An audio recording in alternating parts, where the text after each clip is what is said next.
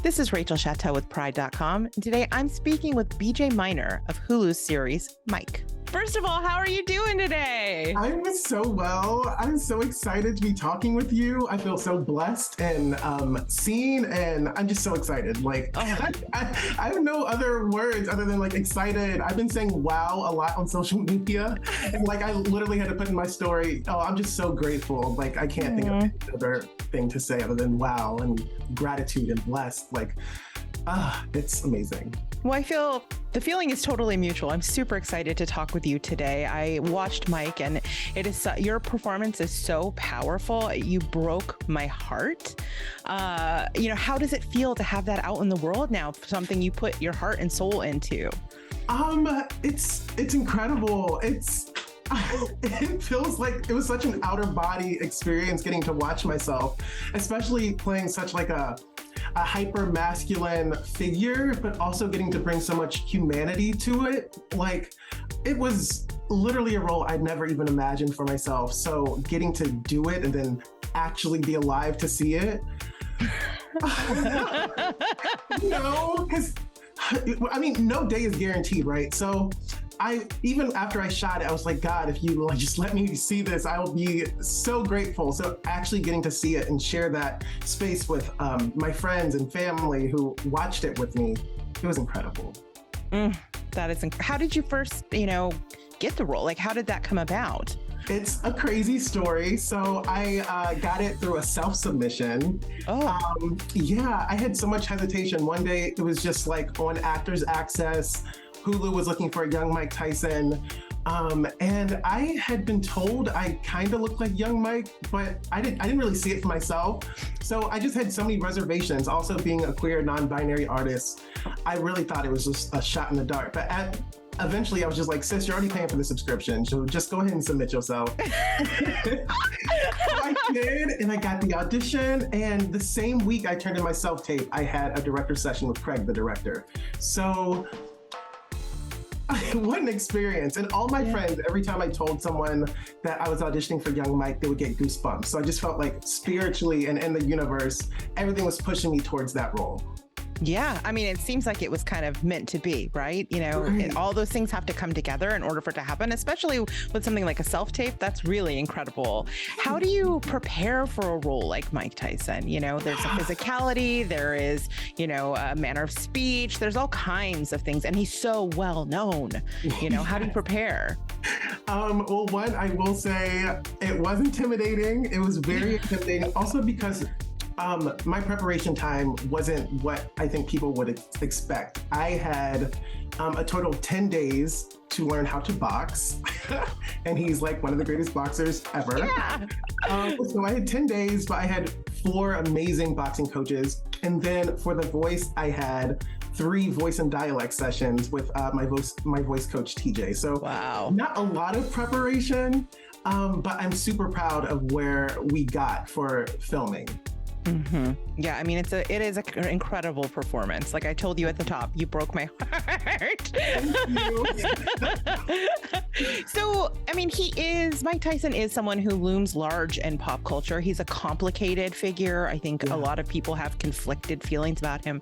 Who was he to you before the role? And how is that he changed for you as a person since? So my dad was a boxer, which is just another wrinkle in this beautiful gift of me playing young Tyson. My dad was a boxer. He stopped boxing after I was born. So I'm the youngest of 7. I have 6 older siblings. My dad actually trained my other siblings. And by the time I came around, he and my mom were both working 2 jobs to provide for the family. So I was never taught how to throw a punch, but also they were like, this kind heart no need to throw punches. We got you. So I was heavily protected. So I got to use my dad as a reference and talk to him. And he was my segue into some of my research because he's such a huge fan of Mike Tyson. And then also getting to play teenage Mike, I think a lot of people are unfamiliar with that story, all of the challenges he had to overcome with bullying and being lower class, poverty, all the issues his mom dealt with. So I was glad to not only get to learn that part about his life for myself in my research and obviously through the script that Stephen Rogers beautifully wrote. It also allowed me to like tap into the humanity of him and really go to like really vulnerable spaces. Because even though I don't think I learned that we have a lot more in common than I would have known, you know, being a Black, queer, non-binary artist and also having my own challenges in this industry. So it was so relatable. The work was so relatable and it felt so personal. So I'm glad that it resonated with people. Oh. Yeah, definitely. So, okay, I recently was speaking with Lachlan Watson. I don't know if you're familiar with them, but they're also a non-binary actor. And they said something I thought was really, really interesting, and I would like to know your take on it, that essentially as a non-binary actor, they're a totally blank slate. They can be anything or anyone. Do you find that to be the case as well? Do you feel like being outside the gender binary opens you up to everything? Absolutely. I agree. Absolutely. Because if I had to like pin what non-binary means to me in one word, it's absolutely freedom. And it's also limitless. Like I'm not bound to the social constructions of gender and I'm not stuck between what's man or what's woman. I'm like beautifully floating in between and I can tap into whatever I need to because I've allowed myself to access all of me, you know? So I 100% agree with that. Yeah, I think that it really struck me. I had never really thought of it that way before. And I thought it was such a powerful statement, you know, that I think there's a tendency to be like, okay, now you're in the non-binary box. So you only can play this type of character. And the reality is there is no box. And I think that people need to like learn that, you know, because it's just, we're so easily defaulting to trying to like box people in. As you said, though, Mike Tyson is a extremely masculine presenting character. I mean, especially in the way that the world kind of views him, like their perceptions of him really, and the character that he crafted is so masculine. Even though you are non-binary and like free, were there ever times where playing such a gendered role was dysphoric? You know, that's a great question.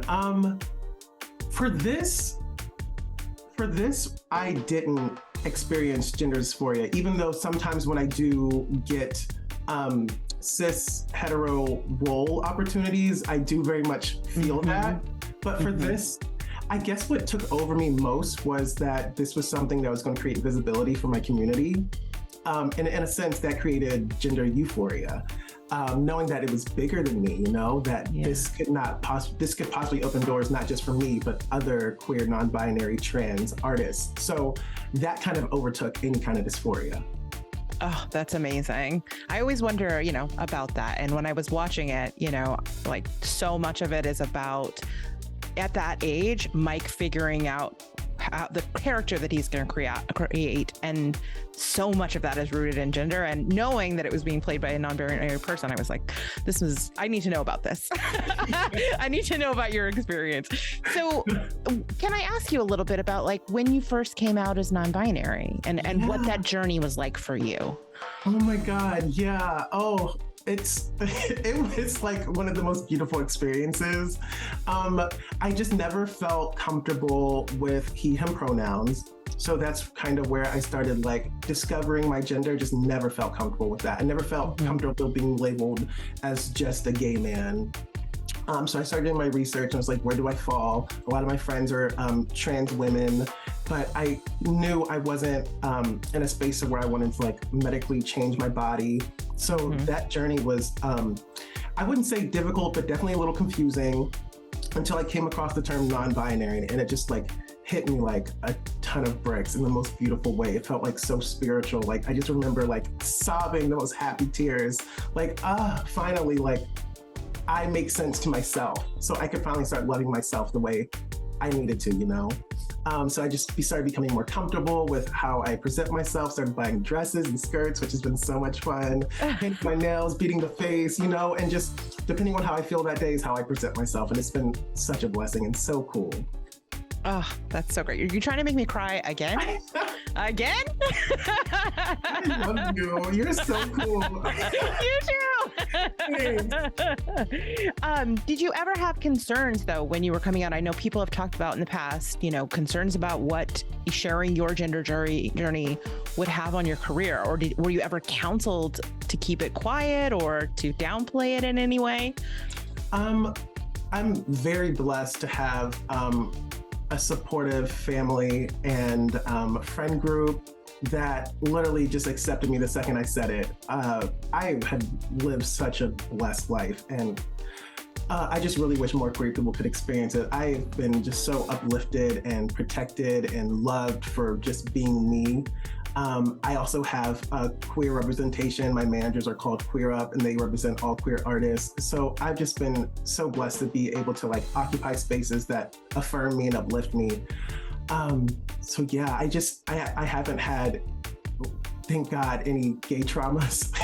I know that's not everybody's story, but I think it's also so important to hear that it's possible to experience a very seen, visible, and appreciated life. And I'm so grateful to be there.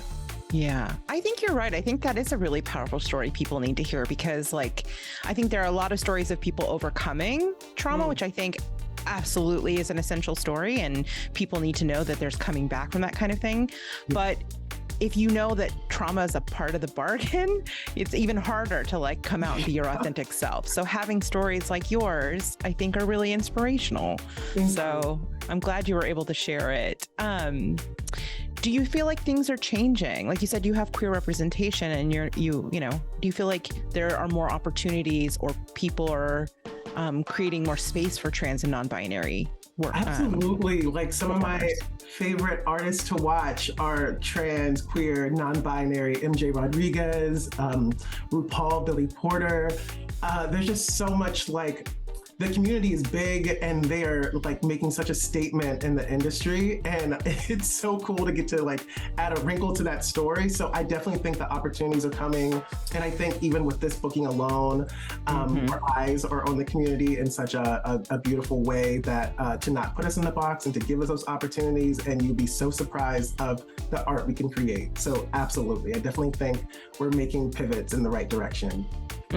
That's good to hear, because sometimes it can feel like things are so hard, to hear, someone who's in the industry say that you feel like that's changing is really, I think, uplifting. And I think that's really great. I also saw that you did something really cool, which was the Ulta Beauty Pride. Yes. Which I thought was beautiful. Can you talk a little bit about that? Oh my God, that was so cool. That was literally one of my favorite shoots ever. The makeup was so on point. If I could beat my face like that every day, I would. I need to learn. I just felt so powerful in that makeup. And I love Ulta. So getting that opportunity, wild. It was wild. It was just so cool. It was the best team. They put me in the best clothes. I felt like such a badass. I felt like the queer superhero I always wanted to be. It was just so magical in all the best ways, working with also other queer and non-binary artists that were also on set, cast as models.